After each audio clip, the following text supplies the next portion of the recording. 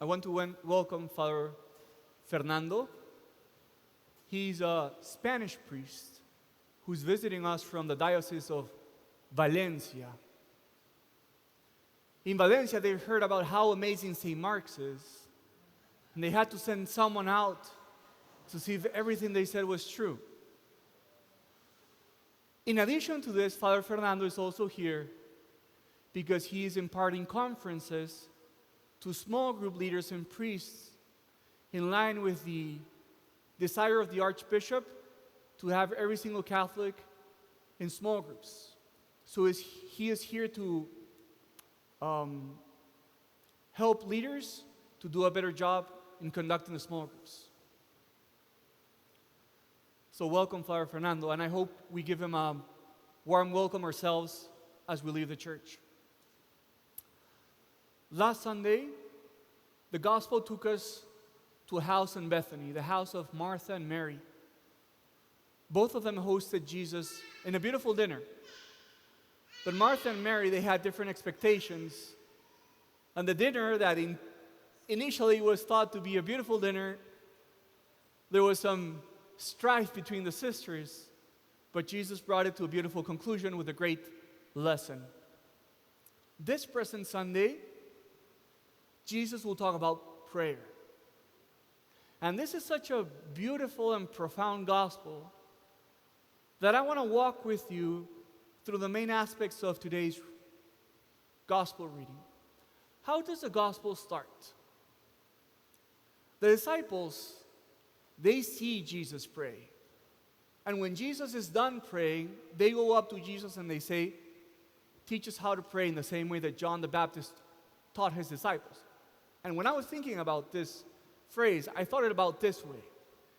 Imagine that a kid is in the street and a guy comes out with a skate and does an amazing trick, a tray flip. And the kid goes like, "Wow, can you teach me to do what you just did?" And I think that's exactly what happens in the gospel. I think the disciples were impressed when they saw Jesus pray. Imagine, brothers and sisters, being able to contemplate how is it that Jesus would pray. With how much love, reverence, concentration, and deepness would he pray. But this ask of them, "Teach us how to pray," should be in the lips of each one of us. Because each one of us needs someone to teach you how to pray. Because nobody is born knowing how to pray. And we need to be taught how is it that we have to pray. How did I learn how to pray? I had the gift of having a spiritual director who taught me how to pray. But perhaps it is hard for each one of us to have a spiritual director. How then can you learn how to pray? Or who can be your master in the absence of a spiritual director? Books, videos. Today, brothers and sisters, there are so many good resources out there. I'm certain, though I haven't looked up, that probably Bishop Barron has an amazing video on how to pray. And probably Father Mike Schmitz has also an amazing video on how to pray. But the point I'm trying to make is that in the same way that the disciples, impressed by Jesus, are eager to learn how to pray, we have to be humble enough to say ourselves to, "Teach me how to pray." Look for a teacher that will guide you in the discipline of prayer. Jesus receives this petition and he answers back to the petition of the disciples and he teaches them how to pray with the Our Father. I don't know if you knew this, brothers and sisters, but the Our Father is an incredibly structured prayer. In the version of Matthew, there are 7 petitions. In the version of Luke, today that we've heard, there's only 5 petitions. But Thomas of Aquinas and many theologians have broken down the Our Father to show that everything you could ask of God is synthesized in the Our Father and it is put in the right order. So in a way, when Jesus teaches our Father, he teaches a method for prayer. He teaches them a way, concrete and very practical, how to pray. And I think that each one of us also needs a method, concrete and practical, how to pray. Steps, a method. And I'll give you an example that I think is, hopefully is very useful. I remember that when I was a teenager, I wanted to go to the gym because I wanted to be fit. I wanted to be lean for the summer. And I remember that I went to the gym, and I had no idea what to do in the gym because I had never been to the gym before. And there was no instructor. There were a couple of things for me to do in the gym. So what did I do? I was kind of bouncing around. I did a little abs, and then I did a little this and a little that. But I didn't know what to do in the gym. And to me, a person who wants to pray without a method is like a teenager like myself going to the gym, knowing not what to do and jumping around from a machine to the other. Is it completely useless? No. But isn't it true that those who are really good in the gym know exactly what they have to do every day, how many reps, what method, blah, blah, blah, blah, blah, blah? Yeah. So in the same way, when Jesus teaches the Our Father, that's an extremely structured form of prayer, I think that is a hint that if you want to learn how to pray, you need a teacher that shows you a method. And like a beginner, you have to follow the method. Once Jesus teaches the Our Father, then he comes up with a beautiful parable of an obnoxious friend who knocks the door in the middle of the night.